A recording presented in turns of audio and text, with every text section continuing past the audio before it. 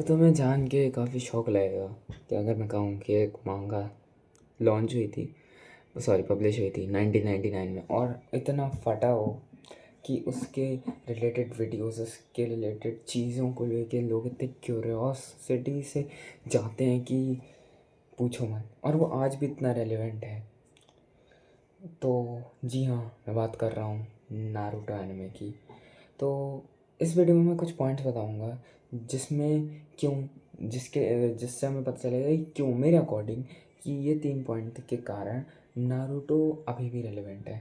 तो मेरा पहला पॉइंट रहेगा कि द कनेक्शन विथ नारुतो। तो तो नारुतो एक बच्चा रहता है जिसके अंदर नाइन टेल मॉन्स्टर सील्ड होता है, और जो नाइन टेल मॉन्स्टर होता है वो काफ़ी ज़्यादा तहस नहस मचाता है विलेज में, काफ़ी लोगों की फैमिलीज मरती है। और वही वही मॉन्स्टर नारुतो के अंदर सील था, तो लोग उसे एज अ मॉन्स्टर देखते थे, ना कि एज अ चाइल्ड। उससे सब एकदम मॉन्स्टर की नज़र से देखते थे, कोई किसी से बात नहीं करता, कोई उसका ध्यान नहीं रखता, बस वो खुद। तभी से उसने सोच लिया था कि अगर मैं कुछ तो करके दिखाऊंगा, मैं होकागे बनूंगा, सबकी रिस्पेक्ट पाऊंगा, और वो भी सबसे स्ट्रॉन्गेस्ट होकागे बनूंगा मैं। तो यही उसकी स्टार्टिंग में वो बता मोनोलॉग रहता है, और ऐसे जैसे आगे चलता है वो, जब वो और एंड में वो चीज़ होती है जिसको हम एकदम जिस बंदे को हम बड़ा होते हुए देख रहे थे, और जब वो अचीव करता है, इट फील्स लाइक कि अब हमारे खून ने किया है वो। So it feels very emotional, and that's why ये मेरा एक पॉइंट है। और तो अब सेकंड पॉइंट होगा कि नारुतो जैसे वॉर को पोर्ट्रे करता है, नारुतो एनिमे जैसे वॉर को पोर्ट्रे करता है।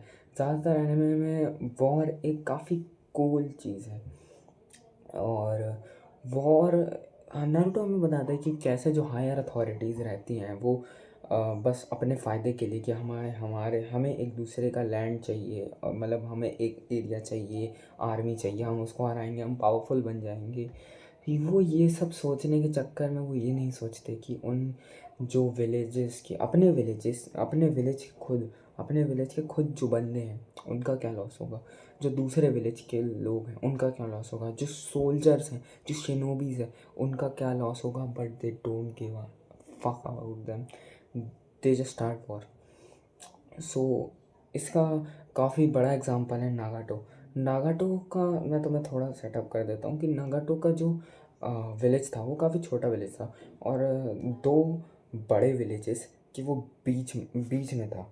तो मतलब यहाँ से भी वॉर आ रहे, मतलब यहाँ से भी लोग आ रहे, यहाँ से भी लोग आ रहे, तो उनके लिए वो एक बैटल फील्ड था, और उसी जगह पे था उसका गांव। उसी के कारण वो सब कुछ खो देता है अपना। और नारुतो हमें ये भी बताता है कि कैसे शिनोबीज को मैनिपुलेट करा गया कि मिशन कम फर्स्ट, तुम्हारा कॉमरेड मरे घंटा फर्क नहीं पड़ता, बस तुम्हें अपना मिशन करना है, दैट्स व्हाट मैटर। इसका बिगेस्ट एग्जांपल होगा हमारे ओबिटो एंड ककाशी। तो मेरा लास्ट और थर्ड पॉइंट, राइवलरीज। देखो, नारुतो की rivalries are not just rivalries, they are the clashes of ideologies.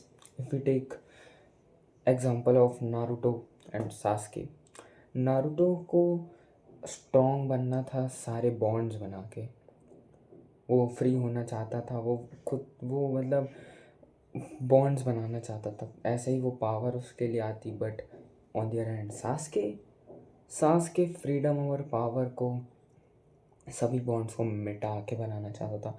और नारुतो की राइवलरीज हमें बहुत बहुत आइकॉनिक है। लाइक इफ़ वी अगर हम नारुतो और सास्के को ना लें और उनको साइड रखें तो काफ़ी ज़्यादा राइवलरीज है। मादरा हाशिरामा, और और कुछ अंडररेटेड भी है, लाइक जिराया ओरोचिमारू, काकाशी गाय। सो राइवलरीज नारुतो की I think not the best, but I think the best for me, the best rivalry anime में जो हमें दिखाई है आफ्टर गोकू वेजिटा, वो तो Naruto he. So in the and ये थे कुछ पॉइंट जो मेरे अकॉर्डिंग नारुतो को अभी भी रेलिवेंट बनाते हैं। तो अगर तुम्हें और कोई भी मन में